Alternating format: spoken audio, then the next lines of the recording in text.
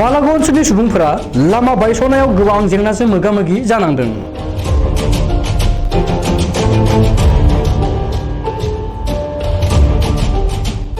गसाइगाव महकुमानि सिङाव थानाय बालागाव ओनसोलनि बालागाव बाजारनिफ्राय बांथिजरा थांग्रा दोंसेल' लामायाव थांनाय समाव दै दुखोनानै बायस'नानै लामानि थासारिया जोबोद गाज्रि जायो।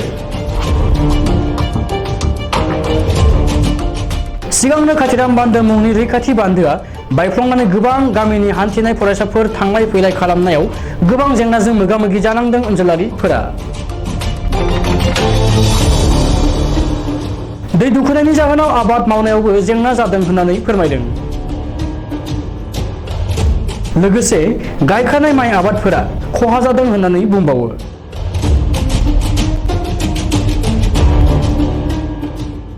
गामिनि रायजो राजा आरो जमदुवार ब्लक इउपिपिएल आफादा सोरखारखौ थाबैनो अन्थाइ बान्दोनि राहा खालामनानै होनो खावलायदों आरो जेन' थाबैनो लामानि हान्थिनाय सुबिदा मोनफिननो सोरखारखौ खावलायहरदों।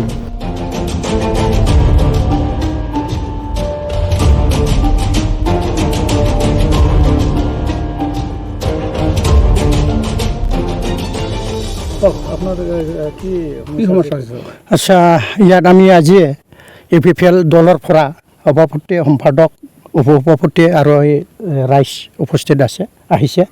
মানে খাতিৰাম বান্ধ ইয়াত এই আগত মানে ফ্লাটত ভাঙি গৈছে। এইটো সমস্যাটো হ'ল মানুহ অহা যোৱা কৰিবলৈ স্কুলত এই বালাগাঁও হাইস্কুল স্কুলৰ ল'ৰা ছোৱালী পঢ়ে, এইটো অহা যোৱা কৰিবলৈ অসুবিধা হৈছে।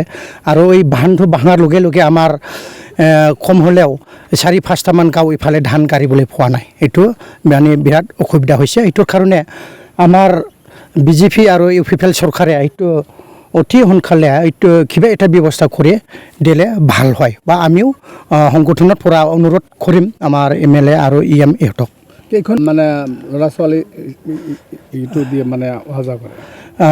ইয়াৰ 2-3খন গাঁও আছে। এই কুচুমবিল, এফালে জানালি গাঁও, বাংঠিজৰা, এইবিলাকৰ মানুহ ইয়াত স্কুলত অহা যোৱা কৰে। মানে অহা যোৱা কৰিবলৈ বিৰাট অসুবিধা। এই গাঁৱৰ মানুহবিলাক কম হ'লেও 6-7খন গাঁৱৰ মানুহবিলাক শাক পাচলি বজাৰৰ পৰা আনিবলৈ বা এই বজাৰত যাবলৈ আৰু বেমাৰ আজাৰ এইবিলাকো যাবলৈ মানে অসুবিধা।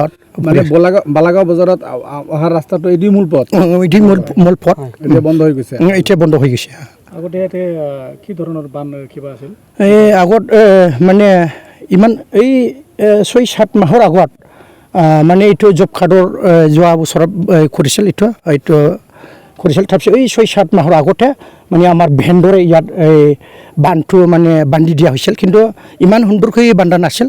এইটো বৰ্ডাৰ ফিচিং আগতে দিয়া আছিল, কিন্তু অলপ ইয়াত এই মাটি উঠাই দিছিল। এইটো এই পানী অহা বানপানী হোৱাৰ লগে লগে সেইটো ভাঙি গৈছে।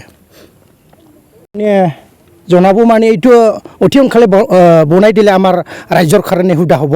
সেইকাৰণে আমাৰ চৰকাৰক মই অনুৰোধ কৰিম, চৰকাৰে যেন এইটো আহি পেলাই ছাৰ্ভে কৰি পেলাই বা ষ্টিমেট বনাই পেলাই এইটো অতি সোনকালে এই বান্ধটো বনাই দিলে ভাল হ'ব।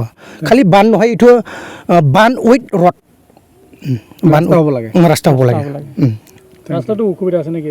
ৰাস্তা অসুবিধা আছে, খালি এইটো অসুবিধা। কিন্তু এই এফালেও ভাল আৰু এইফালেও ভাল, কিন্তু এইটো অসুবিধা। আমার এখানে এই যে বানের উপরে আছে, বানও এটাই, রাস্তাও এটাই, কিন্তু এটা বালাগাঁও কাতিরাম বান বলি কয়। বানের নামটা কাতিরাম বান। তো এইখানে আমার মেলা লোক আছে আসা যাওয়া, এই বানের উপরে বা রাস্তার উপরে আসা যাওয়া মেলা লোক, স্কুল ছাত্রবিলাক আছে, তারপরে কতগুলা ধান গাড়াগাড়ি লোকগুলা বা বাজার করা লোকগুলা আসা যাওয়া এই রাস্তাতে মানে যাওয়া আসা করে। এখন এই যে 2 মাস বা 1.5 মাস আগে এই রাস্তাটা ভাঙিয়া গেছে বানপানি হইয়া।